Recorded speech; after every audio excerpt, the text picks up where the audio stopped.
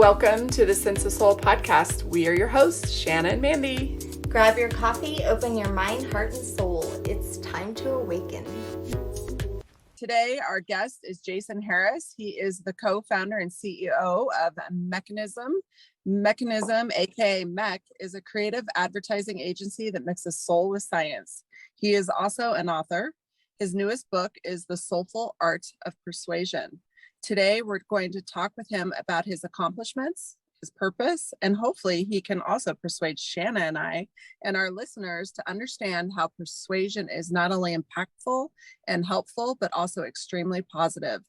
Jason, between your job, your adorable puppy Bruce, reading books, traveling with your gorgeous significant other, working out and helping others, I can tell that you are a super busy man. So thank you for taking time to come on to the Sense of Soul podcast. Welcome. What's up, Sense of Soul? Thanks for having me. And I really appreciate your investigative detective work to really know a little bit about me. I'm very impressed.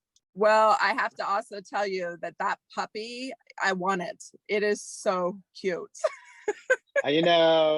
It's like a lot of things on social media. It looks amazing until you're cleaning up, like he's still a puppy. I forgot that like first 6 month part. Yeah. And it is just like, biting, poop everywhere. Up in the middle of the night. Trying to keep them alive from not eating anything. Someone has to be at home at all times, really. Yeah. Kind of disaster. Living in a New York apartment without a yard. Yeah. You got to be on it. When I had my first dog, it was in California. I just opened the door. Easy breezy. Where are you guys based? Colorado. Both of you? Yeah, both of us both live probably 5 miles from each other. That is very cute. Yes, it is cute. We've been friends since we were like 15 years old. No way. I should know all this, but I watched football last night instead of prepping. So you watched our Broncos get killed? I mean, I'm a Jets fan, so I can't say anything. Okay. I named one of my kids Jet. That's how much I like the Jets. Are you serious? Yeah. And he's like, I don't like the Jets. That's hilarious. I wonder if my son is such a Saints fan. Maybe he'll name his son Saint Michael or something. Exactly. Saint Michael. That's good. Yeah. My son's middle name almost was Elway. It was a bet. I was in labor when John Elway was deciding if he was going to retire or not. And I lost, but he didn't. That's amazing. End putting it on the birth certificate. That's such a good bet. I went to the Peyton Manning Broncos Panthers, I think it was, Super Bowl. Ooh, it was awesome. That is fun. Yeah, Peyton Manning and I were born in the same hospital in the same year. Oh, really? Mm-hmm, in New Orleans. That's amazing. It's funny, Shanna. I didn't even know he was from New Orleans until the other night. I was watching him and his brother. They do like this commentating that's real funny right now. They're so hilarious together. And he kept saying mama and papa. And I was like, wait, that's what Shanna calls her grandparents. How do you not know? Mama, papa, I love that. Yep. So I got one for you. Are you ready? Right. I want to test you. Okay, great. Okay. So obviously we're in the same generation. And actually, if my mom hears this, she'll probably come up and start singing. Can you hear? Yeah, Major Tom. That's one of my favorites. Yeah, I love that. Oh my God. That's gonna be fun. I still listen to it all the time. Me too. Right? But my mom, that's like her favorite is David Bowie. So, oh my God. But so here you go. I really like your mama. Are you ready? Right. Remind me of the Babe. Do you know that song? You remind me of Babe. What Babe? Babe with power. What power? Power of voodoo. Who do? You do. Why? Why that song? I saw my baby. I like it. Now I have to figure out what that song. It's in Labyrinth. I don't know that song that well. Yeah, so that's the one where he throws the baby up in the air. I'm like, one of my favorite movies ever of all time. Oh, Power of the Babe. Yeah. Yes, Power of the Babe. Okay, I haven't seen that either. So that was wasn't that Jim Henson? Didn't he do the Yes. like puppets for Labyrinth? Yeah. It was. And my kids all grew up on it. So every once in a while, we'll just kind of look at each other and I'll be like, you remind me of the Babe. And they'll be like, what Babe? And we just do it. It's just I'm like, gonna watch this Power of the Babe video after this podcast. you have to. That's so funny. I love it. Oh my gosh. Well, we're super excited to have you on. I'm going to hit you with my first hard question. Are you ready? I'm looking forward to this. So we know about your success and we know a tad bit about who you are is a human meat suit, but let's talk about Jason Harris's soul. Jason, let's talk about who your soul is. What do you love? If you could describe your soul, how would you describe it? Jesus. What you mean that's like your segue? Yep, you got it. From dog poop to like To my soul. my meat trapping and what's inside. Like okay. gut punch right into the soul. I know. The first word that pops in my mind, well, I got two. I don't know if this like describes my soul, but I feel like I'm curious soul. Like I'm always trying to look and figure out how things work and function, and especially in business, I'd like to see like how businesses work, which kind of led me into my career of advertising, because there's so much variety. Every hour you're kind of working on a different brand and trying to dissect how it might work and how it can be successful and talk to consumers and what are the insights. So I'm a curious soul. I think, I mean, I can certainly be an asshole, but the word that pops into my mind is kind, because I always try to treat every single person exactly the same way. Like I just approach everyone in the same way. And I have grown to have like an empathetic, kind nature, but I don't think I was necessarily born that way. That was like a trained thing. But I think I'm a kind soul. The way I present myself and the way I feel inside is a lot of kindness and gratitude, which had to be learned. There's like sort of parts of your soul that are endemic and you're born with. And then there's parts that you want to become. And so you have to like habitually practice that. And then that kind of becomes your soul, but you don't come out of the womb exactly the way you want to maybe present yourself to the world. I see it as remembering, it's like our souls are like that. And then we go through life, maybe we're not guided to those parts of our souls. And so it's just like awakening to remember our souls, that are like that. Because I'm going to tell you, Jason, you persuaded me to really like you through your book. I really got to know you. And so everything you just said, I learned that about you in your book. All right. You really put that out there. Well, did you feel like you had to read the book because it had the word soul in it?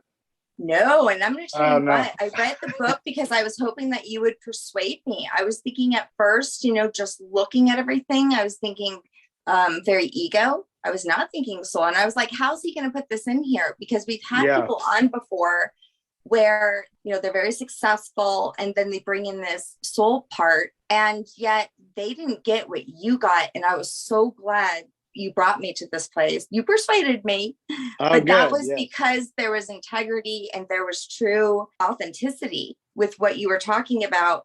And you hit the point that a lot of people don't. And it actually, I think you named a chapter. It's not me, it's us. And that's where a lot of people who are in your industry, even though they want to pull in that with maybe spiritual part of them, it's still about them. Yeah, of course. I mean, it's very ego-driven industry. Thank you. I appreciate that. It's very ego-driven industry. And you also have to do a lot of personal branding. If you're running a company or you're promoting your podcast or whatever it might be, you need to do a lot of personal branding, which is talking about yourself in order to like attract clients and to network. And so there is like an ego part of it. You can't remove that entirely. And even when you're promoting a book and you're writing like what goes on the Amazon statement, you sort of have to peacock a little to build credibility so that people, understand, all right, this person's a business person and has credentials, so I might buy their book. And that always feels weird to me, the personal branding and the sort of braggadocious nature of promoting things. I haven't really found a way around that. So all you can do is really, when people peel back the next layer, then you get to see that real part of your soul, that what you care about and what you think about and how you go through life. So yeah, I've worked hard on that, but it's a real dichotomy when you're promoting things like a book and you want to write, like the back page has to be like, oh, holy shit, look at this person. Maybe I could learn something. It's interesting. Well, so I'm sure that's why you got that impression. You said you're uncomfortable, like presenting yourself like that.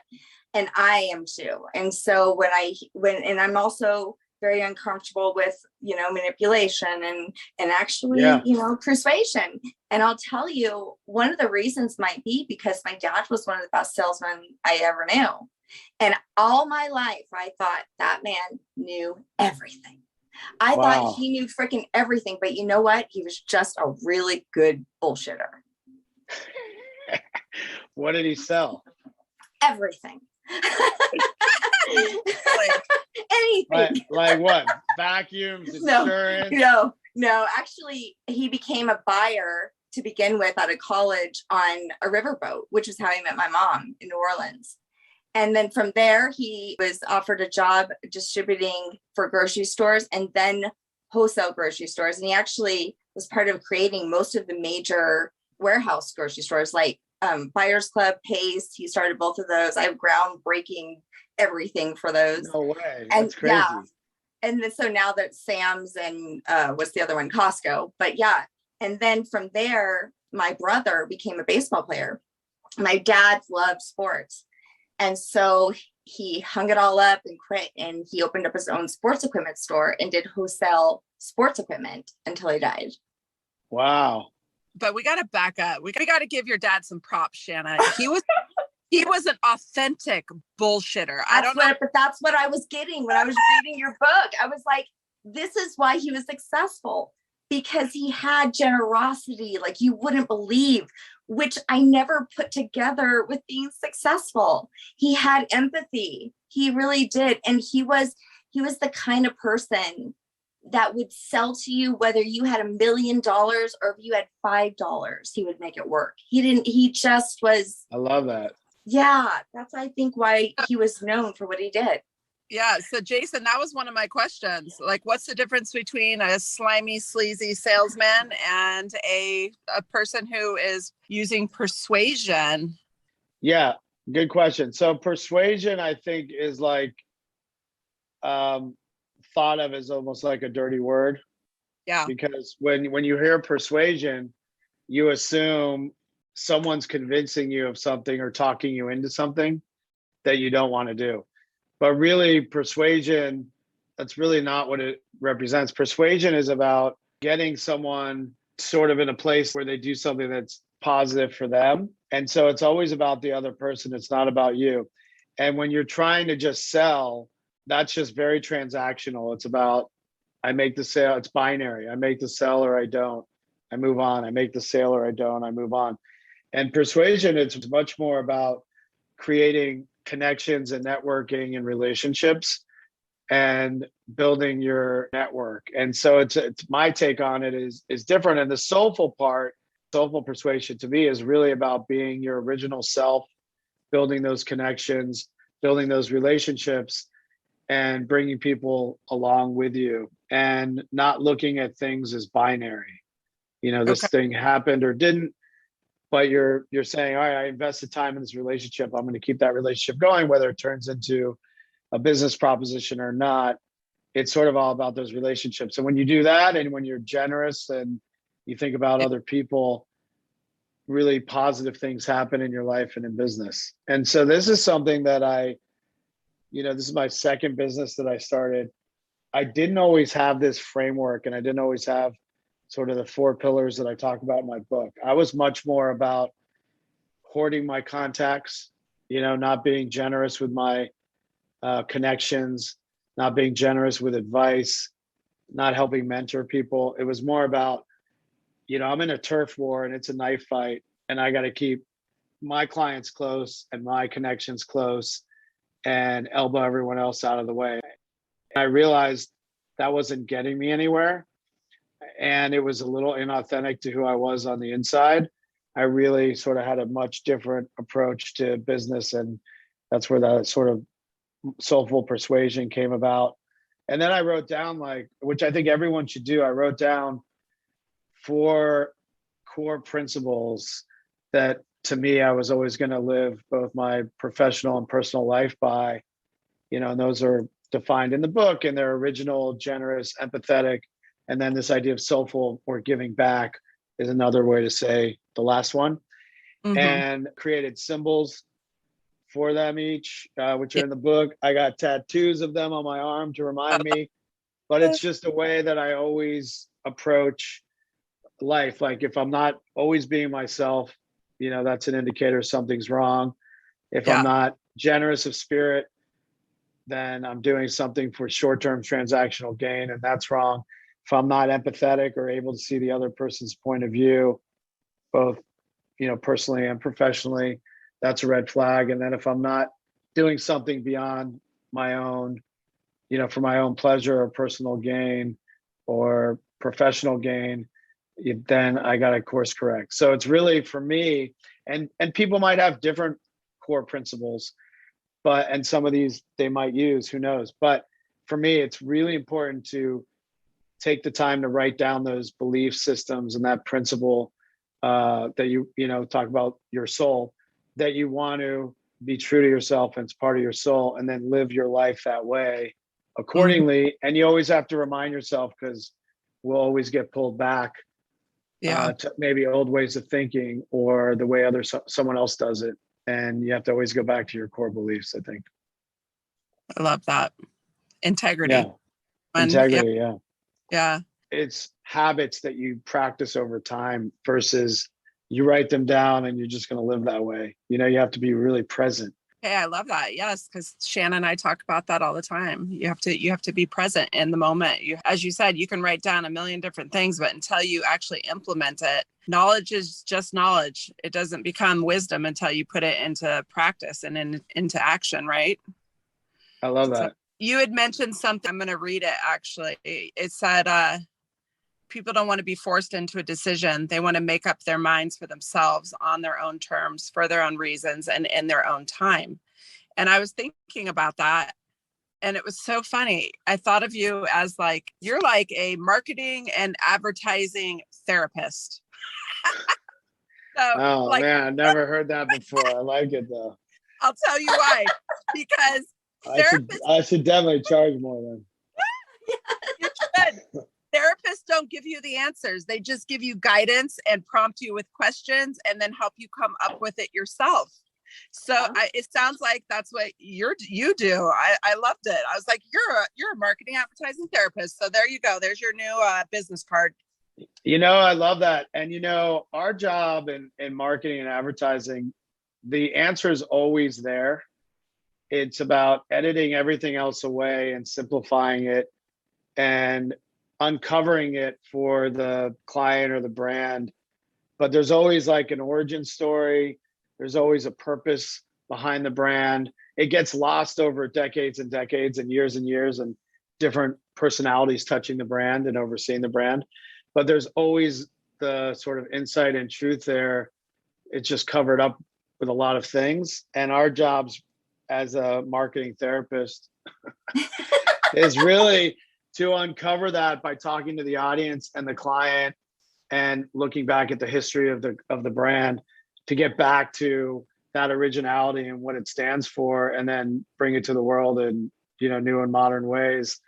And it's kind of always there. You're not really inventing anything, because then you're creating an inauthentic brand. But there's always a story, but it just gets covered up. And so our job is to go find that story and make sure there's ways for it to connect with the audience that you're trying to talk to. Another thing, you're a lot like my dad, Jason.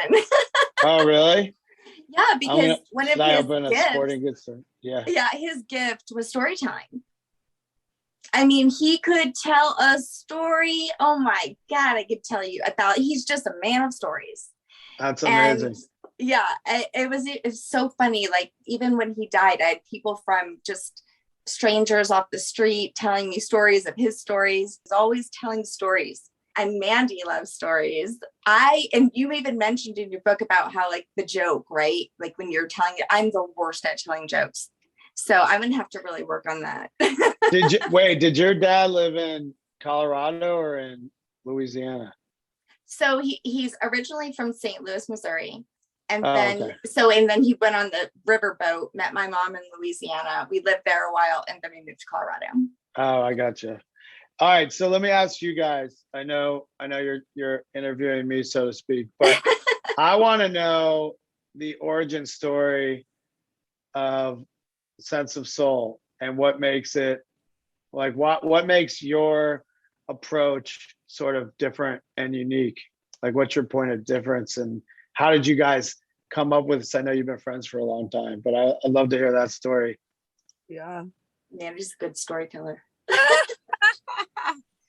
Oh gosh. Okay. So Shanna and I used to be really good detectives back in when we were like 15 and 16 years old.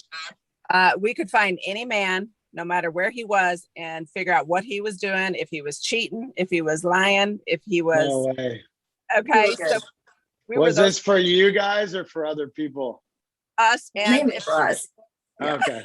We've been in bushes. Okay, we're good. Oh, damn. All right. So we were young. You're like Nancy Drew. All right. We were going to come Grace. up. We joked around how we were going to come up with a business called for Shanna and Mande S&M. Oh my God, that's amazing. We were going to go bust boyfriends. So as we got older and wiser and became mothers, we both went through some very hard times. I had 2 near-death experiences, one that landed me in a coma for 9 days. I came out of that experience feeling different. I had a different vibration in my body. My senses were heightened. My thinking was different. And I started to unlearn the conditions that had been put on me by the world. And Shanna had started kind of going through this same thing with just unlearning, also being present, awareness, self-love. And we were lucky enough to be going through this journey at the same time. And we were like, how sad would it be if we were going through this by ourselves? And we were constantly on the phone talking, sharing what we were learning. We went into curiosity mode like you. We were researching. We read more books than you can ever imagine, from religion to Bible to aliens. To the vagus nerve, to meditation, divinity, to angels, you name it. We just went down rabbit hole after rabbit hole. And we both realized we were self-medicated, that the doctor's solutions were great, but they weren't for us at the time, that it was just numbing stuff. And we decided to share the story of turning our pain into purpose.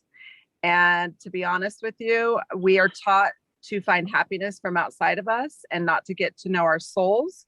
So we put out on our podcast to take time to get to know themselves, because happiness comes from within. And teaching. I love that. Yeah. Shanna, do you want to add to that? You know, when we first originally put this out, it was like, we really felt, and I still do, I'm like, people need to know this shit. Okay. I grew up as a Catholic, you know, in a little box. And actually someone asked me this question and it fucked me over forever. It was like, how much of what you believe in have you been told to believe? And of that, how much have you actually experienced? That's really brilliant, actually, that insight. I went on this journey really to live by my own experiences so that I could actually speak on them, rather than just tell, you know, this is what I was told I believe. That's amazing. Yeah. I love that. So, paying into purpose is like, yeah, when I always think about marketing or branding or editing, I always think about like the cliff notes. Like if you're driving by an outdoor board, like what's the 5-second thing? And I think that is really unique. I think it's wild that you guys, there's like a synchronicity in the fact that you guys had obviously very different experiences, but you had like your kind of reawakening at the same time period. I know. I don't know what that is. There's something in that. Yeah. Souls, our soul, you know, I believe in the soul family. And I did see your tattoo. Do you have the tattoo of the ones? Yeah, I do. Right. I just got it. Okay. Awesome. Yeah. So I see too, like all day. And I've been always fascinated by that. Does my brain filter this out? So I read, the book on synchronicity by Carl Jung. Love him. Oh my God. Yeah. And it just became like this trust that I had into the universe and into, something bigger. And there wasn't a man on a throne with a white beard. It was something that I could experience. I think our gut instincts are super strong. Yeah. And I think there's also signs that we see, but it kind of ignore a lot of the time. And it's easier as you get older, like all the stuff we're talking about, whether it's persuasion or being more soulful or having your own belief system. As you get older, it's easier. You get more sort of confidence and it's easier to do that. There's like a big volume knob on life with all these other noises and all these other voices and all these other opinions and approaches. And it's our job to like turn our gut volume up much higher and the outside volume down really much lower. But it takes a lot of mental capacity and focus in order to do that. But you always have like, whether it's your soul or your gut, whatever you want to, you always have this like answer and you know what the truth is. Yep. You have to put all the other cacophonous like outside noise to really hear it though. And I think whether, synchronicity, signs, whatever, that's all part of it too.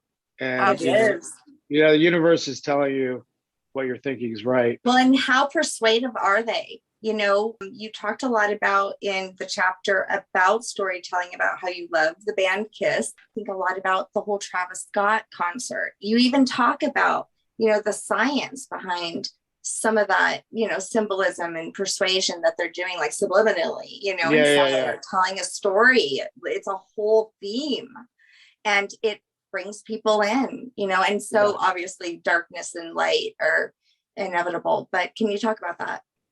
Yeah, sure. I was growing up in the suburbs of Virginia. I didn't really necessarily have a strong, tribe or connection. As a younger kid, when I got into KISS, they had like the KISS Army, which you could join and they would send you stuff. And I'd go to like the KISS concerts and I felt like I was kind of like this member of something, really like analog influencer programs where they get like, people involved. And I felt like I was part of something, which kind of got me into marketing and advertising because I was being persuaded, but I didn't really realize it. But I felt like a sense of community and belonging. And they created stories through mythology with their characters, with like the demon and the cat and the space alien. And I was just riveted by like the storytelling. They always stayed in character. And then I was part of this membership community. And to me, it's almost like a really good brand with a really good story and then a membership or community focused networks. And that was me really getting into this idea of like branding and building an audience for brands and creating stories and understanding the importance of storytelling. And that's really why KISS is so important to me. It's not that their music is like David Bowie's music. It's more of like they created a brand from storytelling and marketing, and that sort of got me into my path, really, in a weird way. Yeah. Did you see the similarities when you were looking at like what was going on with that whole Travis Scott Astro World? Did you see that, there was a story that they were creating, a vibe that people were following and really being influenced by? Oh, no, I don't know that much about the story, except I know 8 people died or something. Yeah. So, but it's much like that. I mean, like, but what were they trying to do? They were trying to create like a rebellious environment. It's all about his brand. I mean, people were lining up for hours and hours and hours, just to get his merchandise. He's got like this theme of rage and definitely there's like this portal kind of like mystic. I didn't know that. Demonic in some. Yeah, it's really deep actually. But if you like, you walk through his mouth, there's a lot of stuff of, it just kind of projects like this story of like maybe astral travel and like, just this. Oh, is that why they call it Astro World, the event? Possibly with, Okay. he wears a shirt that has like blue people going into like a portal. There's this whole theme and kind of like cult-like. I mean, there's a lot of things that could be cult-like. Shit, the Catholic Church could be considered cult-like. I know. Well, that's for sure. I gotta check this out though. I haven't delved too much into it, but you talked about the science of like why that happens. Like scientists have even really looked at how you can become involved in these stories, because is it because that you feel like there's that inclusion or you're a part of it? You want to be part of a tribe. I mean, it's how cults get started, right? You want to be part of this, like something that's different. There's something bigger. It's this membership in this tribe. I mean, I don't, Kiss was just stupid rock and roll music, so I don't think it was like that deep. But I think that is the sort of negative part of persuasion. There's like positive. Persuasion is really binary. There's a positive way to approach it, and there's a negative way to approach it. And you can, draw on people's weaknesses, or you can draw on things that they might be curious about, or they might become, or hopeful, or big visions. And then there's a negative way to do it, which is just as powerful. It is a dark and light. It's the Rebel Alliance and the Empire. There is that sort of dichotomy in it. And I always obviously tout positive persuasion because that's the only thing I believe in, but negative persuasion is just as effective. And, we see it in politics all the time. And Star Wars. And Star Wars, for sure. And Star Wars, absolutely. Yeah, I always believe that positive persuasion is the only way to add some value to the world and not take away from it. That was actually one of my questions. Like, what happens if someone comes to you and asks you to help them brand their company, but it doesn't align with you? It doesn't, maybe, you don't have that connection, or you think that something you can always somewhat find, or what do you do?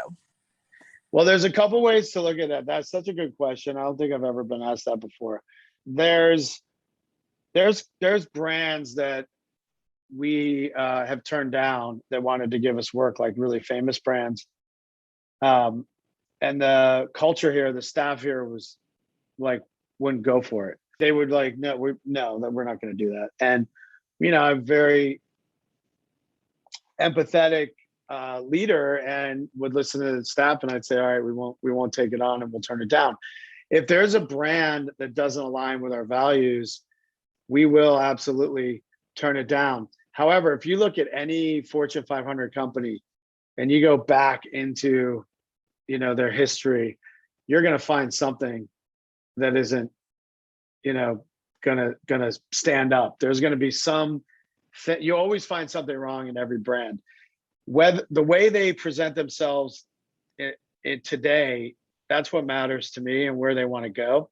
So a brand, if the brand's trying to change, or they're trying to become better, or more diverse, or more equitable, or have a purpose, help us find our purpose, that's good. We will try to take on that challenge. But if it's a brand that just only cares about purely profit, doesn't care about people, there's no give back to the brand, there's no purpose, it's all profit, that's something we won't take on. So it does have to align our values to a certain extent, but it's still business at the end of the day. So we're not going to turn down any brand that has any possible issue ever, because that wouldn't be reasonable. Good for you. But good for you. Yeah. It makes me think of a long time ago. It was when my son was in high school. He was in therapy, and his therapist actually ended up being my therapist, which was interesting. But I remember them calling. Probably wouldn't recommend that.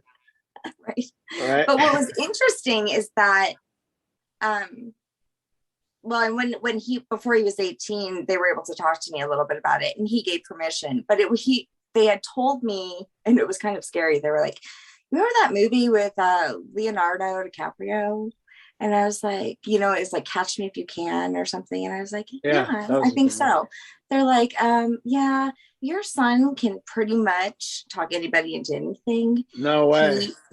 Now, like, he's growing into this empathetic person, but before, and I think that part of it, I felt guilty because I had to look at my play in it. I remember he'd come home and say, oh, shoot, I have an F in this. And I'd be like, why? I guess I didn't go to that class for like 100 days or something. I have an F. And I'm like, oh, well, you need to go and do whatever you can to get that up. And he'd come back the next day with an A. And I'd be like, No holy way. shit, what did you do? Did you sell your freaking No soul way. to the devil or You're sleep with the teacher? exaggerating that. No way. No, hold on, Jason. She is not exaggerating. This kid, when he was young, my husband used to say he's either going to be one of the most famous salesmen in the world or a really good drug dealer. We're not sure which one. His weakness is that he's so kind. But you know what? Here's the thing. So I would love for him to actually read your book to find that balance and he learned it from my dad. He worked for my dad since he was like 5 years old. He would literally give his friends coupons in like kindergarten to go to shop at our store. Oh my God, it's amazing. But you know what? But what the therapist had told me was that, because I was very much like this too when I really looked at myself. I realized that I was much like a chameleon, right? Which many empaths are, where I can change my energy from you, Jason, and have somebody else come over with completely different personality and me change to their vibe very quickly. Yeah. And Mande can too. And I think this is one of the reasons why Mande and I are so good with our guests, and why we end up friends with our guests forever, and why we're booked out until May, and why we do this 3 times a week, because we make everyone feel special. And I really do feel like they're special because I can actually get onto your vibe and find your special, your light inside of you. I love that. That's awesome. But Drew and I would dance. Power. So my son and I would dance. This is something that can be used in persuasion. And I know I am so very glad that I read your book, because now I know that more of what I was doing was persuasion and not manipulation, which was what I used to call it. Yeah, it's not manipulation. Unless manipulation, if you're trying to get the thing that's only good for you, and like yes, exactly. You're trying to do only something that's positive for you. But if you're trying to help people and be kind and energetic and help people find their path or their soul in whatever way works, that is, you're persuading them for something that's good for themselves, not just to benefit you. And that's where really the difference. And manipulation is about benefiting only yourself. And that's really what manipulation is all about. And manipulation is pretty easy to detect, actually. Like, you can kind of tell when someone's saying the right things but not feeling it. You can tell. Like, we have really good bullshit detectors as people. We've really honed it over time. The one thing I did want to talk about a little bit with you guys is this. We talked a little bit about being yourself, about being generous. Empathy has sort of been a theme that we've talked about. But the last principle is about really trying to be inspirational to other people, and by doing something to give back. And I preach this with the brands that we work on and with people's personal brands, or just, everyone, trying to do something that's beyond yourself, because we all have a set of skills that we've developed. And whether it's we put in our 10,000 hours at our job, whether it's a hobby or an interest that you have, or just something that you were born gifted with, we all have a set of skills that we can do, and we can find our skill and something in the world that we care about to give back, to try to make our community or the world at large a better place. And I think that's a really important component of persuasion, because when you are inspiring and you're doing something outside of yourself, people are going to find that you have more character. You're doing something beyond just for your own self-interest. That allows you to be more persuasive, because you're actually doing something beyond yourself, and your words are going to carry more weight. And so I'm not saying to do these acts of good so that you can persuade people easier. I'm saying to do it for them and yourself and the world at large. And it's going to make you a more fulfilled person. It's going to feed your soul. And it's very easy to do. It just takes one step of doing something. That's something that I really have fundamentally believed in. And it's what I talk to people about all the time, is trying to practice that idea of doing something beyond yourself just to do it. Yeah. And that to me is part of being soulful. Yeah. That's what I think our soul's purpose is, right? I mean, otherwise, what would be the purpose? Just come here, make money, and die? Well, I mean, I think that's how a lot of people do view it, though. We all have the ability to do something, and it doesn't have to be some grand gesture. It can be really whatever your skill is. It could be donating that time. Well, and you know what? And I think that people are evolving to that, right? Because like, I think that when you look at like the baby boomers, they created like the structure of, I'm going to work my ass off, and mom, you stay in the house and raise the kids, and you guys do this.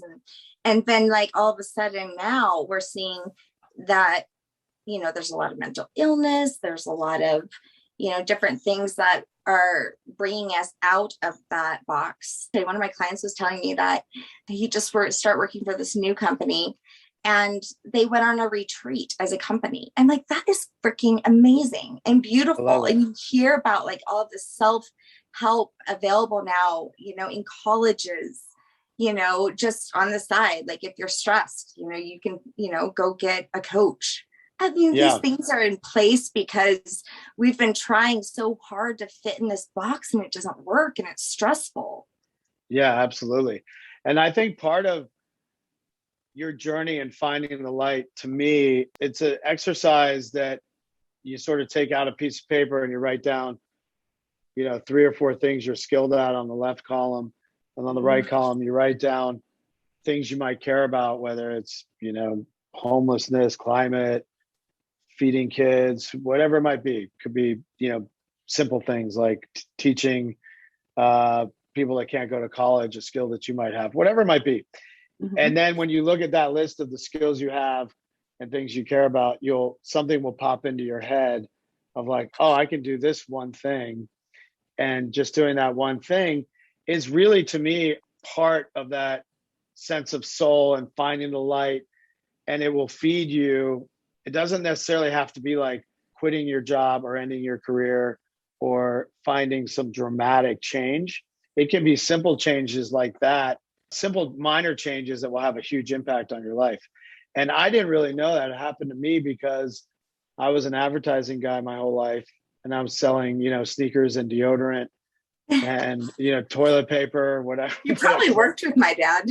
I probably did. So whatever it might be, that's what, you know, people would hire us, and it was all for profit. And now we give 10% of all of our resources to doing social good advertising work to help, you know, get people to vote or fight anti-racist sentiment or gender equality, whatever it might be. We create, you know, campaigns for free. And then I realized, because I was getting burned out, I was like, okay, I guess that's it. I'm just an ad guy, and that's my career. I'm just going to work with brands and make money. But when I found this, I have a skill, and I've honed that skill, and I can apply it to doing something good in the world. It made me love my job again and applying it for for-profit brands. But it also reinvigorated me to say, I can use the same skills I used to develop brands to help, you know, change the world in small ways, sometimes big ways. But then it remotivated me, and instead of pivoting into some whole different career, it allowed me to enjoy my career again. I had a soulful element to it. Yeah. It gave it like purpose. It gave it purpose. That's awesome. Again. Yeah. Good for you. And anyone can find that. Really, I think a great part of what you guys preach about. Well, yeah, for sure. You know, our skill, what Shanna and I's skill was, we loved researching people, and we loved finding like things out about them. So it was like, we didn't have to let go of how much we liked that. But what we did was we shifted it into bringing positive into the world. And we used our detective skills. Instead of busting men, into like researching people like you and finding out how amazing you are, and that your dog's name's Bruce, and that your significant other is super gorgeous. And so it's interesting. We didn't have to get rid of that. We just honed into it and put it out into the world as a good thing. Yeah, so that's the skill you guys developed, and then you jiu-jitsu'd it into a positive. And that's love and that. that's Jiu-jitsu. yeah. And that's like your give back is putting in the time and energy to find nuggets to help your audience. And exactly. that's kind of what you guys are doing for your soul, right? And it feeds your soul. And then you're helping feed other people's soul. Yeah. And it's really part of the journey, I think. And we're persuasive. Yeah, you are. I used to feel so guilty. Mande, we've had this conversation because we're so empathetic, and so, we can really connect to people's energies. This is part of our gift. But yet I used to think it was manipulative. And so really your book was a big thing for me, because it takes away that aspect of myself that I saw as negative. So thank you so much, Jason, for that. Of course. Yeah, no, that's a big skill. It's a big skill to be empathetic and understand things from another person's perspective. It can get dangerous if you lose your originality in that and you lose yourself. That's where it can kind of cross over the line and not be balanced, or if you're just agreeing with someone because you're trying to make that connection. But as long as you're real and honest and understanding where they're coming from and pulling that out, the best out of them, that's soulful persuasion, not manipulation at all. Well, Jason, you've had quite success. Sometimes like when I saw that you did branding for like Alaska Airlines and Peloton, I'm like, how do you take companies like that and add soul and science together? Because that's kind of the whole. That's what we stand for as a company. Yes. Yeah. And I love that. How do you make that work for these companies like Alaska Airlines? Can you give us an example of a company and their brand that you came up with to do that? Yeah, I mean, we use science, which is really data and insights from the audience they're trying to target, to hone in on what is that insight, what is that learning, and then how do we create campaigns based on that insight or that learning. And then we have a performance group that tracks how our work's performing. So it's really kind of the science part. And the soul part is really trying to inspire, find out what's behind the brand, and then unearth that and bring it to the audience. Because there's Alaska Airlines, I don't know if you guys are familiar with that brand, but they're a brand that actually, for an airline brand, they care the most about their flyers. They actually care. And so we, work to kind of create everything around that idea of care. And that's really what the brand is all about. And we did that by research and data and talking to employees and talking to people that are, hardcore flyers, and looking at the competition in the category and seeing how they're different. And then saying, let's lean into that characteristic, because if you lean into that, you're going to operate and act a different way than if you had a different attribute, I don't know, volume or speed or whatever it might be. That's your secret sauce. So everything needs to be built around that, in the way you operate the company and the way you treat your employees and your passengers. So that's kind of an example of how we do that. I love that. I so just authentic, being able to stay true to, take the good aspect of who they are and just capitalize on that. My dad, one thing, and I don't even have to tell anybody that knows my dad knows that he only liked to drink one thing. Coors. And I guarantee you in heaven, he has an abundance of it. Was it Coors Banquet? Was it Coors Light? Only Banquet. Would not only drink Banquet. Coors Original. Yeah. Yeah. I mean, in fact, when I closed his warehouse down, I had to leave his beer there because I just couldn't even get out of his fridge. Amazing. I left him his beer. And how do you take something like that? I mean, there's good behind everything, right? Is that what you do? Because that's what I do. I try to find the good in everything, right? Yeah, you try to find the good. You try to find what's original and unique. And, Coors is something that's only it's brewed in one place, Golden, Colorado. And there's a reason for that. And you would lean into that aspect of it and what makes it unique, why is it a special place, why is it true to its roots, and that might be something you do there. And then there might be brands that are sort of dying and you have to rejuvenate them and come up with a new reason to apply that purpose to its future. And then you might not necessarily go to a older storyline. You might come up with a new story that exists but still pulls from those roots and the reason why it existed, but then you might need to modernize it. Really depends on what life stage the brand's in. Something because we have to evolve, and I think that's kind of like the problem sometimes with the world. It's like, keep your roots, but you have to evolve. I'm like seeing all of these shifts that are being made big time in our society and in our business world and in religion and in education. And I'm hoping that they all go into a positive direction, but they're evolving.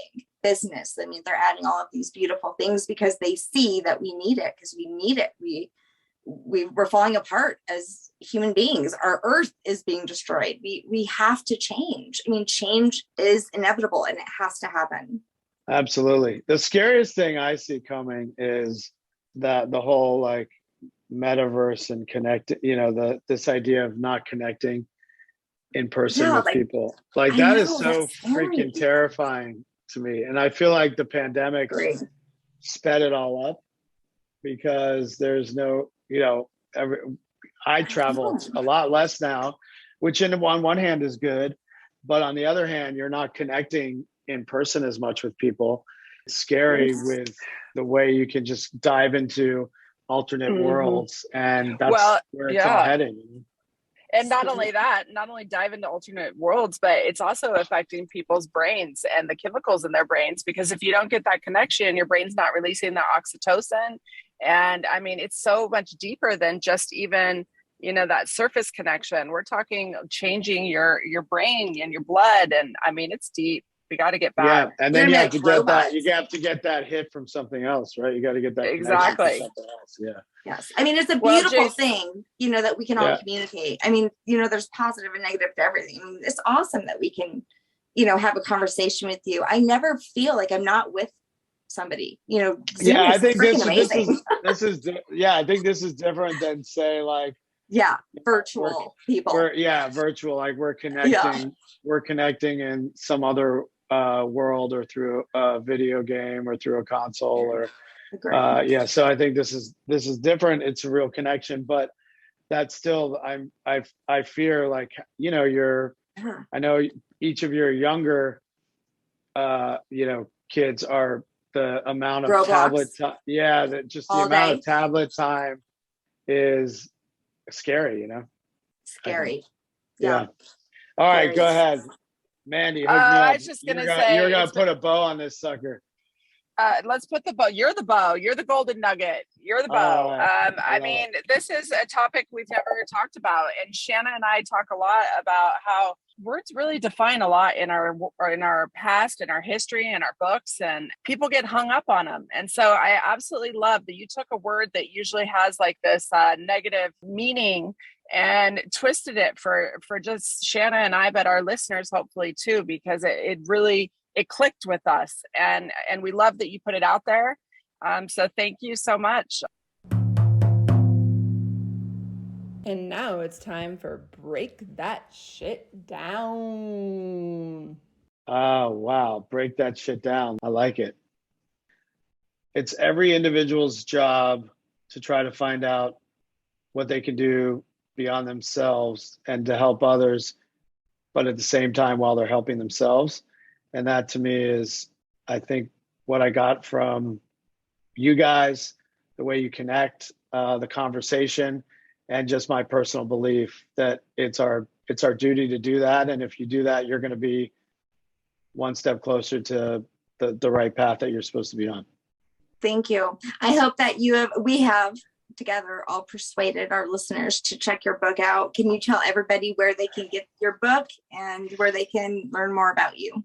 Sure. Soulful Art of Persuasion is available on anywhere, but Amazon.com, and the soulfulart.com is my website, and I'm on socials at Jason_Harris. And That's all I got. Awesome. It was a pleasure to meet you, Jason. You're so fun. I love your energy. I loved your book. Thank you so much for letting me see myself in a different light, even with that whole persuasion thing. You persuaded me so much.